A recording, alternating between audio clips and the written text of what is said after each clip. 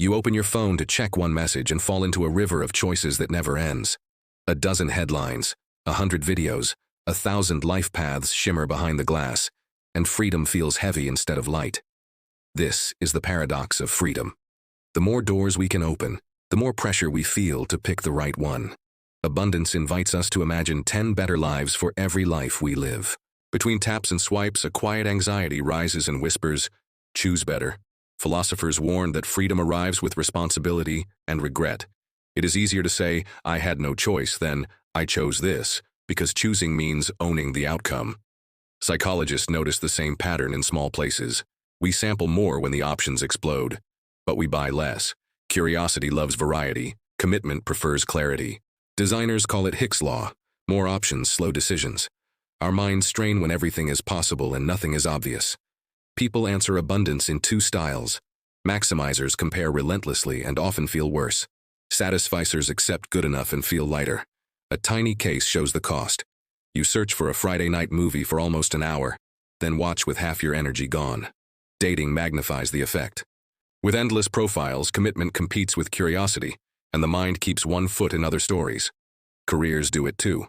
A talented grad samples startups, nonprofits, and remote roles, but never fully closes a door, so none feel like home. Even groceries carry the weight. 20 kinds of olive oil turn dinner into a math problem, and shopping into exhaustion. But freedom is not the villain. Unmanaged freedom is. More options liberate the excluded and open real paths to safety, dignity, and growth. So the task is to shape freedom, not shrink it. We need a compass, a legend, and a plan. The compass is values. Without them, a map is only shapes. With them, landmarks start to matter. Name 3 values, not 30. Let them be lighthouses that cut through fog. Maybe craftsmanship, presence with family and health. Values don't erase trade-offs. They make them honest. You stop asking for the perfect option and start choosing the best for what you care about. Turn values into criteria you use every time. Will this choice move me toward my 3 values in the next year? Will it raise my energy, deepen relationships, and grow skill? Standards and defaults turn criteria into rhythm. A standard is a line you hold. A default is the option you fall into unless you actively decide otherwise. Set a default bedtime and wake time. Set default work blocks, exercise days, and a weekly errand slot, so small decisions stop hijacking every afternoon. Defaults also calm relationships. If you're exploring something promising, make a default to stay off the app for a season and let roots grow. Careers like a barbell shape. Keep stability on one side and deliberate experiments on the other, with a clear review date so curiosity becomes data, not drift. Pre-commitments protect the future you from the tired you. A course deposit, a recurring meeting, or a software block after 9 narrows the future on purpose. Reduce the stakes when you can. Treat more decisions as pilots with a date to review, rather than judgments on your identity. Close reversible choices quickly. An open return policy keeps the decision open in your head. Closing it frees attention. Attention is the real currency now. It is the gate through which experience enters. Protect it like oxygen. Platforms multiply micro-choices that steal energy. Turn off most notifications, simplify your home screen, and remove the first 10 seconds of friction that steals an hour. A helpful correction. The happiest life isn't the one with the most options, but the one using a few options well. Think of a chef, a kitchen full of tools, a plate built from 5 ingredients with care. Try it on your desktop. Pick 3 tabs that serve today's priorities and let the rest wait outside the door. Comparison is a thief here. We stare at strangers' highlight reels and rewrite our choices in anger. Compare decisions to your values, not to other people's outcomes. Abundance tempts us to chase novelty for its own sake. The brain craves meaningful novelty, challenge that points toward a value. Think in seasons. You don't need to be everything at once. You can shift focus with kindness and still remain whole. Create a don't care zone. Choose arenas where good enough truly is enough, and reserve excellence for the few places that matter most. Some indecision is fear disguised as prudence. If you never choose, you never fail. Yet you never benefit from the compound interest of commitment. Commitment builds identity. Every yes echoes. Over time, those echoes become a self. Freedom softens when you treat it as the art of choosing limits. You decide which constraints hold you and which rituals carry you. Make 3 quick moves to ground this. First, shrink the stage with decision windows so your brain stops checking every door all day. Second, go on an option diet in categories that tangle you. and narrow what you wear, use, and eat until relief arrives. Third, batch choices, so decisions live where they belong and stop spilling into everything else. A modern case study proves the point. A streaming service added a play something button, and people relaxed into watching rather than choosing. Copy that with go-to routines, a default workout, a default breakfast, a default weeknight hangout. Constraint fuels creativity instead of killing it. A poet in a short form and a chef with limited ingredients often produce fresher work because edges focus imagination. Design your environment as if it were advice. Keep the guitar in sight and the distractions out of reach, and let placement decide what gets attention. Use kinder language for boundaries that protect time and relationships. It's not my season for that, or I'm guarding 2 commitments this quarter, keeps respect and clarity together. Beware the imaginary audience that wants you everywhere at once. They won't live your mornings, you will, and depth brings meaning. When more options are a lifeline, medical choices, or unsafe workplaces, widen the funnel on purpose, then close it firmly when choosing. Wide lens, narrow aperture. Explore broadly, decide from a short list, then stop looking back. And in the next half, we'll turn these ideas into a garden you can actually tend. We pick up with a simple aim: to shape freedom so it feels like oxygen, not weight. Values are the fence, criteria the gate, and defaults the paths that keep you moving without trampling fresh growth. Start by shrinking the stage. Give decisions smaller rooms with clear windows of time so your brain stops checking every door all day. Messages after lunch, meal planning on Thursday, job browsing on Sunday evening. Go on an option diet where you tangle most. Clothes, apps, restaurants. Choose a small menu and live there for a while until steadiness replaces austerity. A micro-story makes it real. Maya, a freelance designer, sets guardrails for client work, learning, and exploration. Picks a default toolset and deletes maybe apps. 2 months later, she feels lighter, not because she does less, but because the day no longer negotiates with her every hour. Relationships need a simple protocol. Begin with values, add a default, accept a trade-off, and stop optimizing for everything at once. If kindness and curiosity lead, pause the apps while exploring someone promising and trade novelty for roots, at least for a season. A 3-date rule helps because chemistry sometimes lags behind comfort. Stories feel fairer when given a short arc, and endings, when needed, are cleaner and kinder. Careers thrive with a barbell design.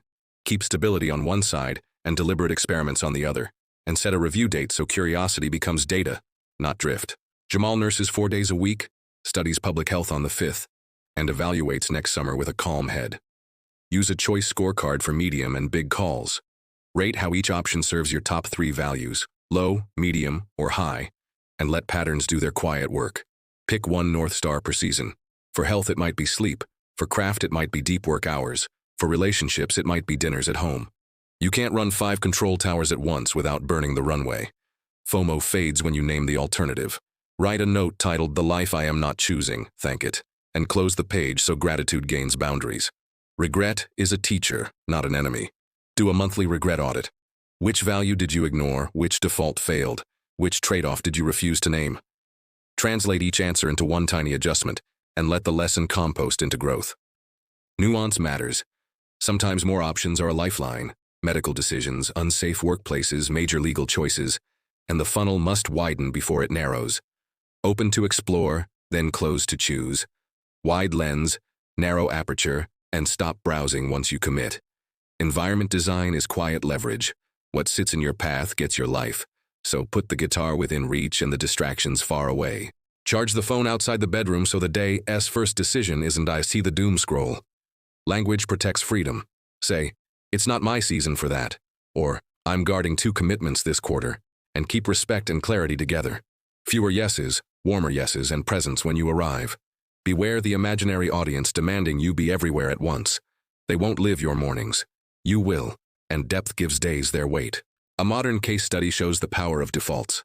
A streaming service added a play something button, and viewers relaxed into watching rather than choosing. Copy that with go-to routines. 1 default workout, 1 default breakfast, 1 default weeknight plan with a friend. Constraints feed creativity rather than starving it. A poet in a short form and a chef with limited ingredients often make fresher work because edges focus imagination. Now the garden. Freedom is a garden with a fence and a gate. Without the fence, seeds scatter, roots fail, and the soil never settles. Your fence is values. It marks where your attention ends and where the world's noise begins. The gate is criteria and timing. It opens and closes on purpose to admit what matters and keep out what drains. Inside are paths, your defaults and routines, so you can move without crushing tender shoots. You'll want a trellis for commitment so your work can climb into the light. A course, a standing date, or a recurring meeting provides vertical support that prevents tangles. Keep a compost pile for regrets and failed experiments and turn them into nutrients for wiser choices. Prune what crowds the light so what matters can bear fruit. Water with steady attention rather than frantic floods, and expect seasons of rest, growth, work, and release. Keep a bench for reflection. Sit there weekly and ask whether the garden still matches who you're becoming, then adjust one small thing. 2 tiny tools keep the garden calm. First, if-then rules. If I itch to reopen a decision I've made, then I step outside, breathe, and name the value this choice serves. Second, choice batching. Handle routine logistics once a week, set auto refills, and cut errand noise in half. Edge cases will blow open the gate. In crisis or love, pause optimization and choose the human thing. Presence, help, dignity, while values hold fast. A simple weekly reflection anchors the practice. Ask 3 questions. What choice gave me energy? What choice drained me? And what trade-off did I avoid naming? Write 2 sentences, then tweak 1 lever and let momentum compound. Correct 3 modern myths. A focused life isn't antisocial. It makes you more available. Routines don't kill romance, they protect the bandwidth it needs. A clear no isn't selfish. It honors both people and prevents resentful yeses. Achievers need a final warning about goals. Goals turn into slot machines of status if they drift from values, so return often to your why. The why is the root that keeps the plant upright in wind. One more story seals the idea. Elena, a mid-career teacher, names 3 values: attention, compassion, mastery, and opens her gate in the morning and evening. She builds a trellis for 1 book a month with friends and a path for lesson planning before dawn. She prunes 3 committees and composts a failed side project without shame. A year later, the town is the same, but her days feel shaped rather than scattered because she chose limits that made room for living. Stand at the edge of your own garden and let questions guide you.